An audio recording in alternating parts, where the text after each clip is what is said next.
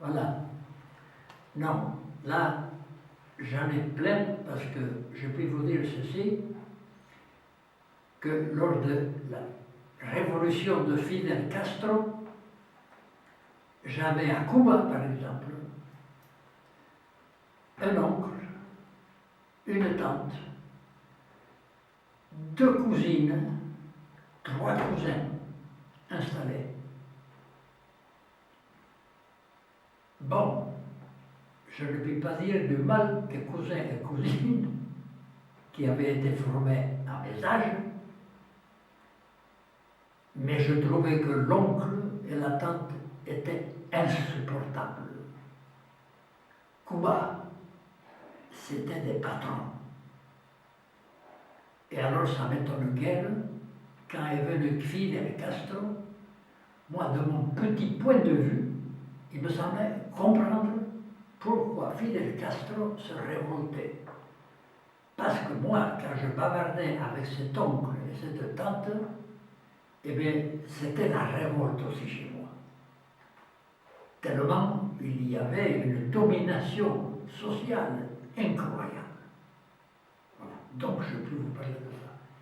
Et après, davantage, c'est ce qui m'a fait pondre d'ailleurs ce travail que j'ai fait et qui m'a beaucoup intéressé, le basque et les océans.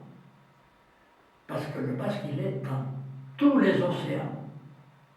Parce que s'il était très important à Cuba, il était aussi important, alors le terme m'échappe maintenant, dans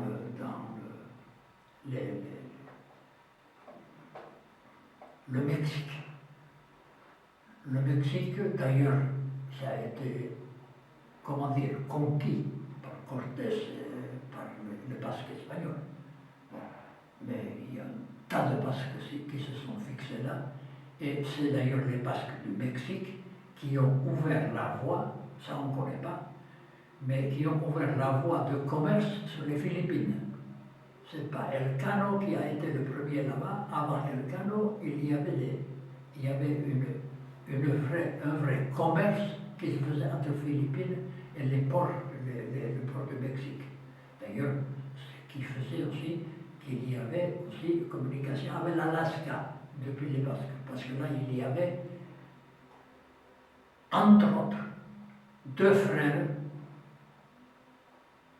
dont l'un avait 99 bateaux de commerce et l'autre 85 bateaux de commerce pour faire la translation des biens du Pacifique aux Caraïbes. Voilà.